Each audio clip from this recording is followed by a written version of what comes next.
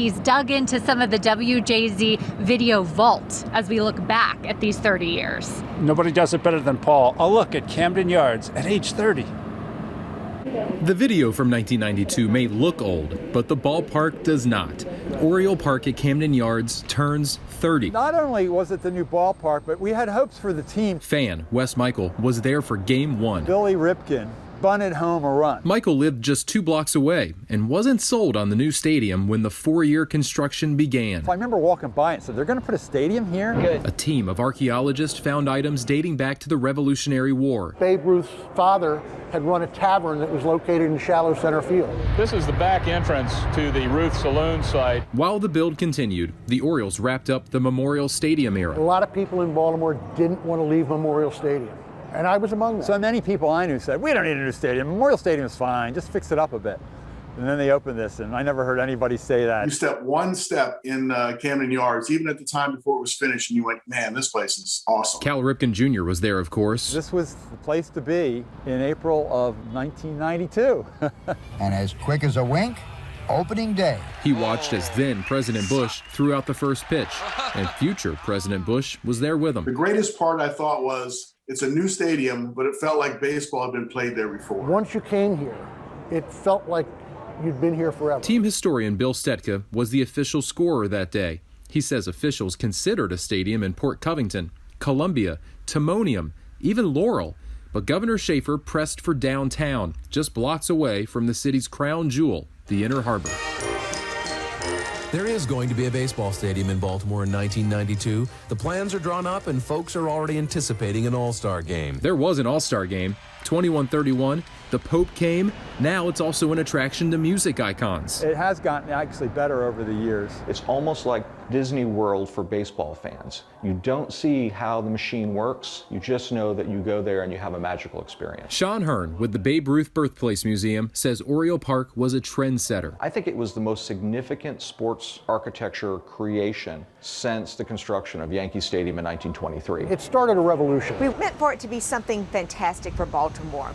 We had no idea that the rest of America would look at this park and say, there's some inspiration for us. The design was headed by Janet Marie Smith, the team's former vice president of planning and development. She's featured in the Baseball Hall of Fame, as she should be, but she brought with her team a whole new look and a whole new perspective of baseball. So much charm, beautiful. Janet Marie Smith just designed an incredibly beautiful stadium. It seems so fresh and new, and every time we have an anniversary, well, we still think it seems so fresh and new. She's most proud of Utah Street, which runs along the warehouse. It wasn't just a warehouse, it was a 1,000-foot long warehouse, so it's the size that made it so special. The warehouse gave it its signature look. It just made it feel homey. The decision to keep the warehouse really gave it an older sort of feel.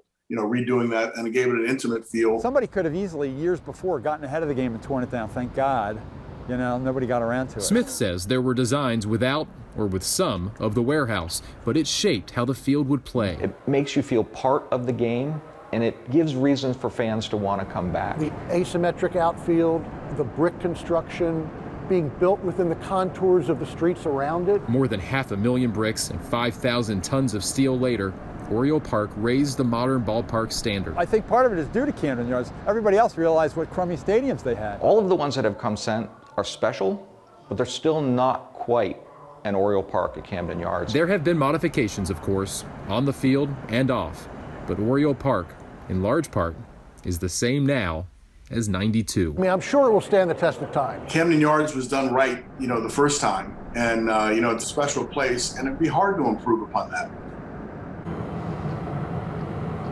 You can't improve upon perfection. Yes, indeed. It's a beautiful day to be at this beautiful stadium. We have Paul Gessler here, and you're going to tell us a little bit more about the things you learned about on this historic anniversary. So much more we could have fit in that piece, and I look forward to sharing a few of those nuggets with you after the break. We can't wait. Stay with us.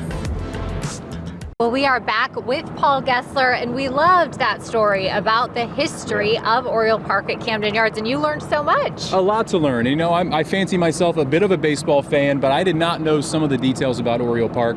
Obviously, the Babe Ruth Birthplace Museum is just a few blocks away. We know Babe's connection to Baltimore, but his parents ran a tavern, and I didn't know where, but apparently it was right here in center field.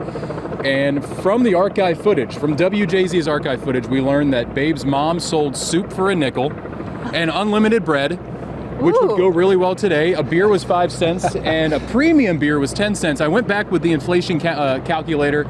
If the Orioles are doing 1992 prices, if they did 1900 prices, we're talking about soup for $1.70, a beer for $1.70 on a kind of a chilly day like this. I think that would be a hot seller. I would pay more than $1.70 for some hot soup right about now, Paul. Absolutely. Yes. Yeah. And I loved hearing from the architect, Janet Marie Smith, and I agreed with what she said. It still looks fresh. It could be brand new today. It really does. It really does. And Janet Marie Smith, we could have done the whole story on her. She's local here, lives in the city still, but as Mark knows, she went on to do improvements at Fenway Park, PNC Park in Pittsburgh, which is a beautiful stadium. It's on my short list as well for beautiful urban ballparks.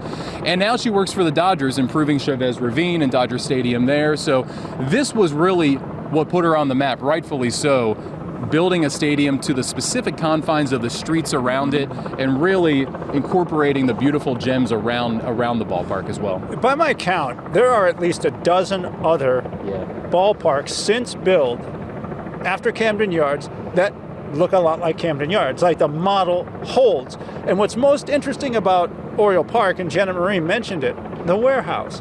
Two of the other parks that stand out that people say top three, Camden Yards, Pittsburgh, San Francisco. San Francisco has the bay, Pittsburgh has the water and the bridge in the distance. It is the surroundings that make the ballpark, too, that make them unique. And what I thought was really important when she said when they designed the stadium with the warehouse, they configured the field. It wasn't supposed to go this way.